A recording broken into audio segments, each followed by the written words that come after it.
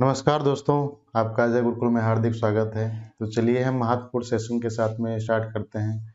इस सेशन में बहुत ही महत्वपूर्ण प्रश्न हैं जो पीसीएस लेवल में पूछे गए हैं।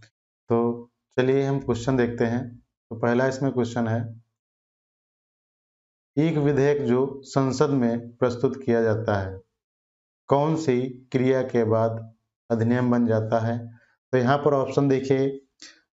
पहला ऑप्शन है जब वह संसद के दोनों सदनों द्वारा पारित हो जाता है, जब राष्ट्रपति अपनी सहमति दे देता है, जब प्रधानमंत्री इस पर हस्ताक्षर कर देता है, जब सर्वोच्च न्यायालय इसे केंद्रीय संसद के अधिकार क्षेत्र में होना घोषित करता है।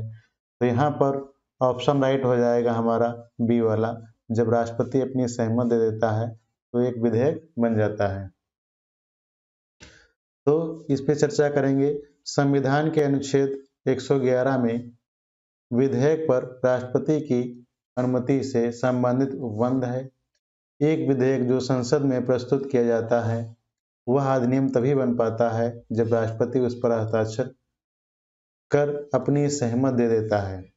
बढ़ते हैं अगले क्वेश्चन की ओर। अगला क्वेश्चन हमारा है, भारत के राष्ट्रपति ने जिस एकमात्र मामले में अपने वीटो की शक्ति का प्रयोग किया वह था।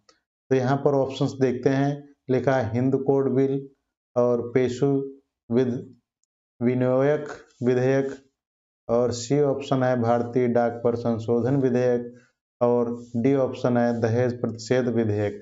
तो यहाँ पर ऑप्शन हमारा सी वाला राइट हो जाएगा। भारतीय डाक पर संशोधन विधेयक पर जो है अपनी वीटो शक्ति का प्रयोग किया था राष्ट्रपति ने। ये दोस्तों बहुत ही महत्वपूर्ण प्रश्न है जो आईएएस के एग्जाम में प्री में पूछा गया है। तो बढ़ते हैं अगले क्वेश्चन की ओर। अगला क्वेश्चन है निम्न में से किस राष्ट्रपति ने एक शक्ति का प्रयोग किया था? तो यहाँ पर ऑप्शन है डॉक्टर राजेंद्र प्रसाद, संवैधानिक शब्दावली में जेबी निषेधाधिकार कहा जाता है, या वीवी गिरी, या ज्ञान जैल सिंह, या डॉक्टर एपीजे अब्दुल कलाम, या उपयुक्त में से कोई नहीं। ये दोस्तों छत्तीसगढ़ के पीसीएस एग्जाम में पूछा गया है 2015 में प्रश्न। तो ये एग्जाम की दृष्टि से बहुत ही महत्वपूर्ण है। यदि आप हमारे दोस्तों चैनल पे नए हैं तो चैनल को सब्सक्राइब कर लीजिए और ज़्यादा से ज़्यादा दोस्तों को शेयर कर दीजिए। तो यहाँ पर राइट ऑप्शन कौन सा हो जाएगा? ज्ञानी जैन सिंह। कौन सा दोस्तों हो जाएगा? ज्ञानी जैन सिंह। बढ़ते हैं अगले क्वेश्चन की ओर। पहले इसमें कुछ देखेंगे। वर्ष 1986 में भारत के राष्ट्रपति ज्ञानी जैल सिंह ने भारतीय डाकघर संशोधन विधेयक के संबंध में जेबी निषेधाधिकार का प्रयोग किया था। उल्लेखनीय है कि जब राष्ट्रपति दोनों सदनों द्वारा पारित बिल को अपने पास असीमित समय सीमा के लिए लंबित रखता है, अर्थात वह इस पर सहमति देने या सहमति रोकने की ना तो घोषणा करता है और ना ही इसे पुनर्विचार के लिए लौटाता है। तो संवैधानिक शब्दावली में जेबी निषेधाधिकार कहा जाता है। बढ़ते हैं अगले क्वेश्चन की ओर। अगला क्वेश्चन है, भारतीय संविधान के किस अनुच्छेद के अंतर्गत राष्ट्रपति संसद के दोनों सदनों द्वारा पारित किसी बिल पर अपनी स्वीकृति रोक सकते हैं? तो यहाँ पर ऑप्शंस दिए गए हैं। अनुच्छेद 63, अनुच्छेद 108, अनुच्छेद 109, अनुच्छेद 111। तो यहाँ पर हमारा राइट ऑप्शन कौन सा हो जाएगा? अनुच्छेद 111। अनुच्छेद 63 में क्या दिया गया है? भारत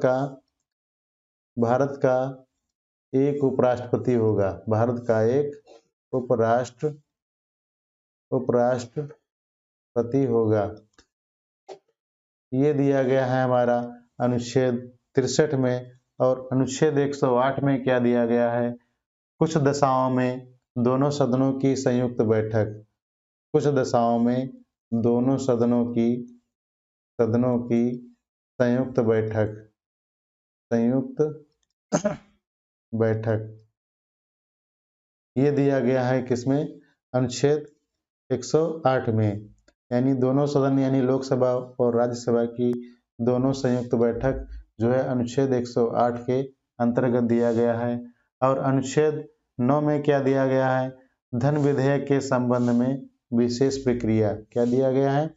धन विधेयक के संबंध में विशेष प्रक्रिया। तो बढ़ते हैं अगले क्वेश्चन की ओर। अगला क्वेश्चन, पहले इसका कुछ महत्वपूर्ण फैक्ट देख लेते हैं। भारतीय संविधान के अनुच्छेद 101 के अंतर्गत यह प्रावधान किया गया है कि राष्ट्रपति संसद के दोनों सदनों द्वारा पारित विधेयक पर स्वीकृति प्रदान करेगा या अपनी स्वीकृति रोक लेगा अथवा विधेयक धन विधेयक के अतिरिक्त को पुनर्विचार हेतु सदनों को लौटा सकेगा।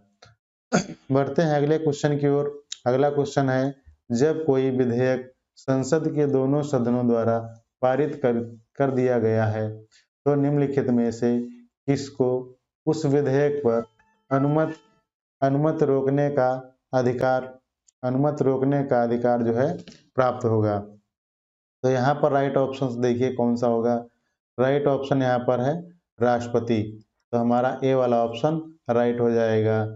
तो बढ़ते हैं अगले क्वेश्चन की ओर। अगला क्वेश्चन देखिए क्या है, निम्नलिखित में से किस विषय पर राष्ट्रपति के लिए मंत्रिपरिषद से सलाह लेना आवश्यक नहीं है। तो निम्नलिखित में से किस विषय पर राष्ट्रपति के लिए मंत्रिपरिषद से सलाह लेना आवश्यक नहीं है।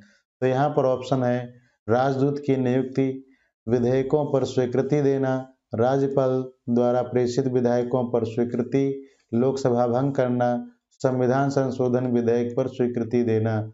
तो यहाँ पर राइट ऑप्शन कौन सा हो जाएगा? बी वाला, विधेयकों पर स्वीकृति देना।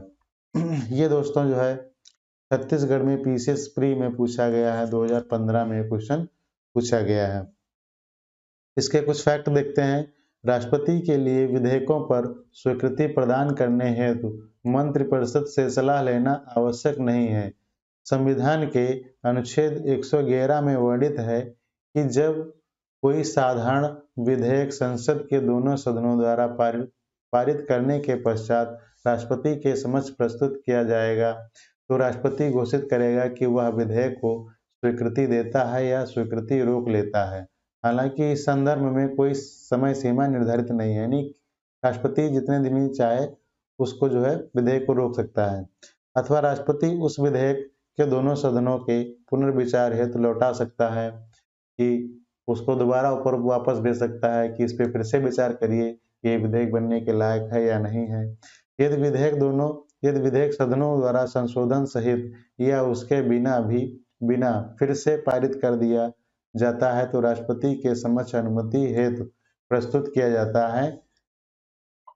है तो राष्ट्रपति उस पर अनुमति नहीं रोक सकेगा। यानी अगर जो है लोकसभा या राज्यसभा को दोबारा फिर से विधेयक को वापस किया जाता है और उस पर पुनर्विचार करके फिर से राष्ट्रपति को भेज देता है तो राष्ट्रपति को उस पर हस्ताक्षर अपने करने होंगे।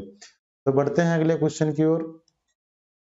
जब केंद्रीय मंत्रिमंडल ने वर्ष 2002 में चुनावी सुधार पर अध्यादेश में बिना किसी बदलाव के उसे राष्ट्रपति को वापस भेजा, तब राष्ट्रपति ने भारतीय संविधान के कौन से अनुच्छेद के अंतर्गत उसे अपनी सलाह दी।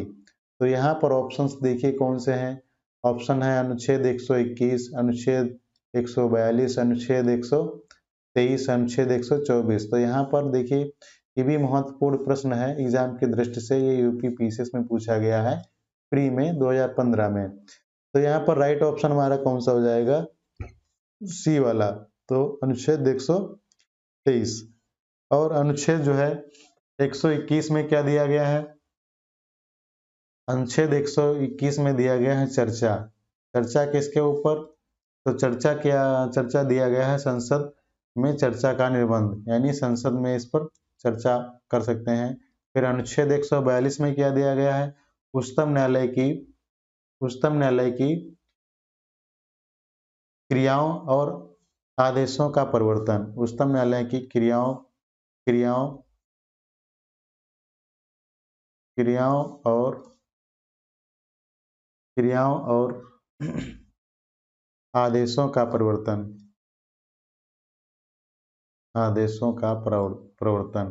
और अनुच्छेद 123 जो है इसमें इस क्वेश्चन पर डिपेंड है। अनुच्छेद और अनुच्छेद 124 में क्या है? उच्चतम न्यायालय की स्थापना। उच्चतम न्यायालय की स्थापना, ये अनुच्छेद किसमें दिया गया है? ये अनुच्छेद दिया गया है 124 में। तो बढ़ते हैं अगले क्वेश्चन की ओर। तो पहले इसका फैक्ट देख लेते हैं। भारतीय संविधान के अनुच्छेद 123 के अंतर्गत भारत के राष्ट्रपति को अध्यादेश जारी करने की शक्ति प्राप्त है। तो इस संसद के दोनों सदनों या किसी एक सदन के सत्र में न होने के दौरान जारी किया जा सकता है। इसका प्रभाव संसद द्वारा निर्मित कानूनों के समान होता है। राष्ट्रपति किसी भी समय किसी अध्यादेश को वापस ले सकता है। तो बढ़ते हैं अगले क्वेश्चन की ओर। अगला क्वेश्चन है, राष्ट्रपति द्वारा जारी एक अध्यादेश संसद के सत्र शुरू होने के बाद कितने समय तक रखा जाना आवश्यक है? यानी राष्ट्रपति द्वारा जारी अध्यादेश राष्ट्रपति अगर अध्यादेश जारी कर लेता है तो सत्र शुरू होने के बाद कितने समय तक रखा जाना आवश्यक है? तो यहाँ पर राइट ऑप्शन हो जाएगा 6 सप्ताह। तो 6 सप्ताह तक जो है संसद उसको रख सकता है। तो बढ़ते हैं अगले क्वेश्चन की ओर। ये भी दोस्तों जो है झारखंड पीसीएस प्री में जो है 2013 में पूछा गया है। बढ़ते हैं अगले क्वेश्चन की ओर। निम्नलिखित में से किनकी नियुक्ति भारत के राष्ट्रपति द्वारा की जाती है? तो इसमें भारत के राष्ट्रपति द्वारा किसकी नियुक्ति की जाती है? तो वित्त आयोग के अध्यक्ष की जाती है और योजना आयोग के उपाध्यक्ष, संघ राज्य क्षेत्र के मुख्यमंत्री। तो यहाँ पर फर्स्ट और सेकंड दो राइट हैं। तो यहाँ पर ऑप्शन कौन सा हो जाएगा? फर्स्ट और थर्ड वाला राइट है। तो ऑप्शन यहाँ पर हमारा सी वाला सही हो जाएगा। तो इसके फैक्ट देखते हैं। अनुच्छेद 280 के अनुसार वित्त आयोग के अध्यक्ष की नियुक्ति राष्ट्रपति द्वारा की जाती है और अनुच्छेद 239 का के 5 के तहत संघ राज्य क्षेत्र के मुख्यमंत्री की नियुक्ति राष्ट्रपति करेगा तथा अन्य मंत्रियों की नियुक्ति राष्ट्रपति मुख्यमंत्री की सलाह पर करेगा।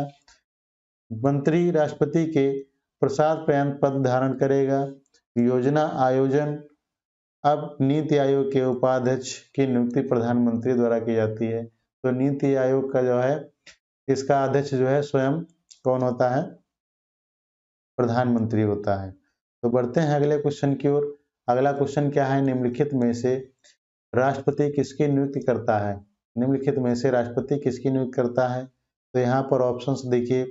भारत का महान्यायवादी, ये भी राष्ट्रपति नियुक्त करता है।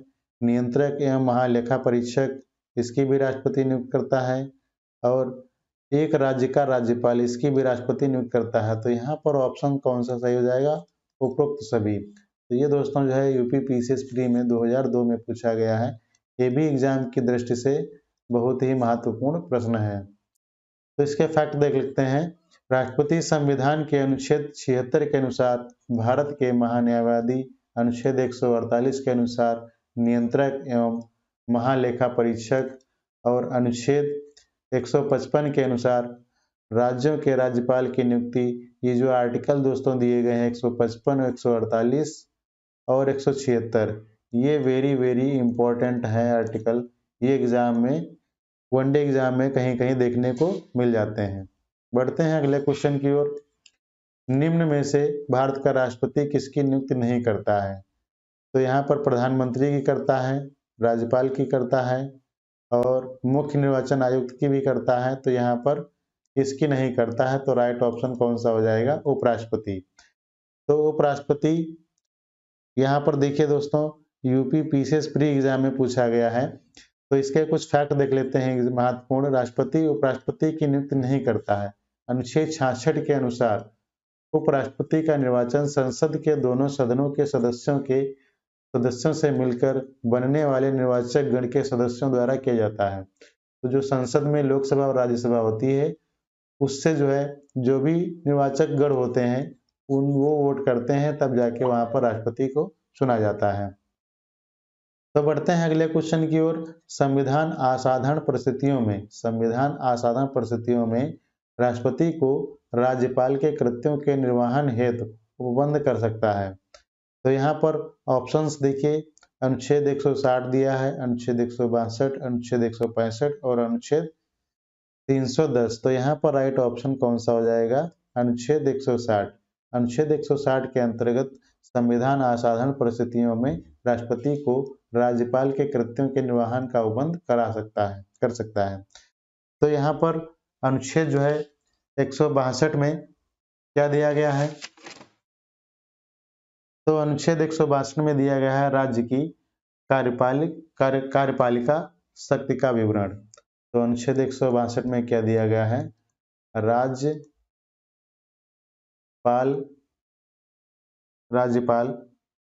की कार्यपालिका। दोस्तों यहाँ पर थोड़ा मिस्टेक हो गया है।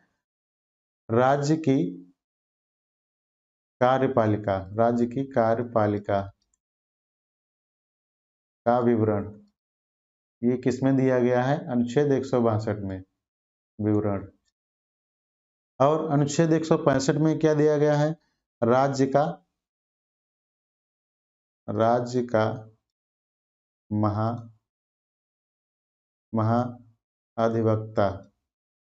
अधिवक्ता।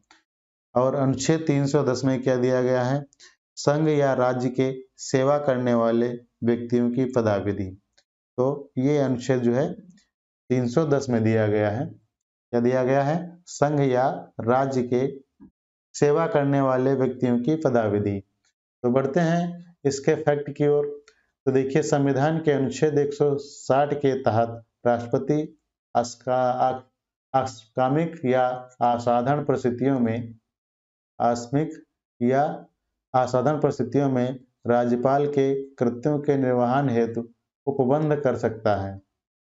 तो बढ़ते हैं अगले क्वेश्चन की ओर। अगला क्वेश्चन है, भारतीय संविधान भारत के राष्ट्रपति को अधिकार नहीं देता है। तो यहाँ पर कौन से क्या नहीं देता है? अधिकार नहीं देता है। तो यहाँ पर ऑप्शंस देखेंगे, प्रधानमंत्री की नियुक्ति का, या राज्य के मुख्यमंत्री की नियुक्ति का, या रक्षा बलों का सर्वोच्च कमांडर होने का, या देश के किसी भाग में आपातकालीन स्थिति लागू करने का। तो यहाँ पर राइट ऑप्शन कौन सा होता है? बी वाला। तो राज्यों के मुख्यमंत्री की नियुक्ति का राष्ट्रपति अधिकार नहीं देता है। तो कुछ फैक्ट हैं, इसके देखते हैं। अनुच्छेद 164 के अनुसार राज्यों के मुख्यमंत्री की नियुक्ति का अधिकार राज्यों के राज्यपाल को होता है। यानी राज्यपाल जो है राज्यों के मुख्यमंत्रियों का नियुक्त करते हैं, उन्हीं को नियुक्ति पत्र दिया जाता है। तो अगले क्वेश्चन की ओर देखते हैं। भारतीय संविधान का कौन सा अनुच्छेद राष्ट्रपति को उच्चतम न्यायालय से परामर्श करने की शक्ति प्रदान करता है? बहुत ही महत्वपूर्ण प्रश्न है एग्जाम की दृष्टि से। भारतीय संविधान का कौन सा अनुच्छेद राष्ट्रपति को उच्चतम न्यायालय से परामर्श करने की शक्ति प्रदान करता है? तो अनुच्छेद यहाँ पे दिया गया है, अनुच्छेद 129, अनुच्छेद 132, अनुच्छेद 143 और अनुच्छेद 32। तो यहाँ पर राइट ऑप्शन कौन सा हो जाएगा? सी वाला, अनुच्छेद 143। अनुच्छेद 143 के तहत जो है राष्ट्रपति न्यायालय को परामर्श करने की शक्ति प्रदान करता है। और यहाँ पर जो है अनुच्छेद 129 में क्या दिया गया है? अनुच्छेद 129 में दिया गया है उच्चतम न्यायालय का अभिलेख न्यायालय होना। उच्चतम न्यायालय का अभिलेख न्यायालय होना। और अनुच्छेद 132 में क्या दिया गया है? अनुच्छेद 132 में दिया गया है कुछ मामलों में उच्च न्यायालयों से अपील में उच्चतम न्यायालय की अपील अधिकारिता। तो ये दिया है अनुच्छेद 132 में। और अनुच्छेद 32 जो है इसको लघु संविधान कहा जाता है, इसी को संविधान की आत्मा भी आर्टिकल कहा जाता है। तो ये बहुत ही इंपॉर्टेंट है अनुच्छेद 32। बढ़ते हैं अपने फैक्ट की ओर। हमारा फैक्ट है, भारतीय संविधान का अनुच्छेद 143 राष्ट्रपति को विधि तथा तथ्य के व्यापक महत्व के प्रश्न के संदर्भ में उच्चतम न्यायालय से परामर्श की शक्ति प्रदान करता है। तो बढ़ते हैं अगले क्वेश्चन की ओर। संविधान के अनुसार निम्नलिखित में से क्या शब्दांशः भारत के राष्ट्रपति की शक्ति नहीं है? तो यहाँ पर ऑप्शन दिए गए हैं, अध्यादेश का प्रख्यापन, उच्चतम न्यायालय से परामर्श करना, या संसद के सदनों को संदेश भेजना, या क्षमा प्रदान करना। तो यहाँ पर यह शक्ति नहीं है संसद के सदनों को संदेश भेजना। तो ये जो है काम राष्ट्रपति का नहीं है। आइए फैक्ट में जानेंगे। संसद के सदनों को संदेश भेजना अनुच्छेद 86 के अंतर्गत राष्ट्रपति का अधिकार है, जबकि अनुच्छेद 72 क्षमादान की राष्ट्रपति की शक्ति, अनुच्छेद 123 अध्यादेश में निर्गत करने की राष्ट्रपति की शक्ति, अनुच्छेद 143 जो है उच्चतम न्यायालय से परामर्श करने की शक्ति, राष्ट्रपति को शक्ति सदस्यता शक्ति के रूप में उल्लेखन करता है। यानी जो है अनुच्छेद 86 के अंतर्गत क्या है, राष्ट्रपति का अधिकार है, और अनुच्छेद 72 में क्या है, राष्ट्रपति क्षमादान की शक्ति राष्ट्रपति की शक्ति है, और अनुच्छेद 123 में क्या है, राष्ट्रपति की शक्ति है, अध्यादेश निर्गत यानी अध्यादेश निकालने की जो है राष्ट्रपति की शक्ति है, अनुच्छेद 43 में उच्चतम न्यायालय से परामर्श करने की राष्ट्रपति की शक्ति है।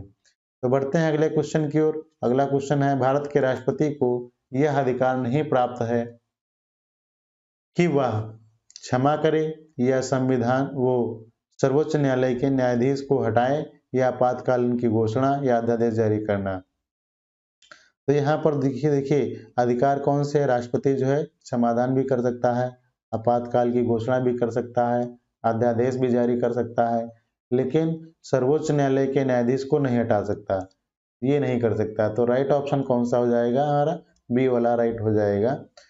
तो आइए फैक्ट में जानेंगे। अनुच्छेद 124 के खंड 4 के अनुसार सर्वोच्च न्यायालय के किसी न्यायाधीश को उसके पद से तब तक नहीं हटाया जा सकता जब तक साबित कदाचार या असमर्थता के आधार पर ऐसे हटाए जाने के लिए संसद के प्रत्येक सदन द्वारा अपनी कुल सदस्य संख्या के बहुमत द्वारा तथा उपस्थित और मत देने वाले सदस्यों के कम से कम 2/3 बहुमत द्वारा समर्थित समावेदन राष्ट्रपति के समक्ष उसी सत्र में रखे जाने पर राष्ट्रपति ने उसे हटाए जाने का आदेश नहीं दिया है।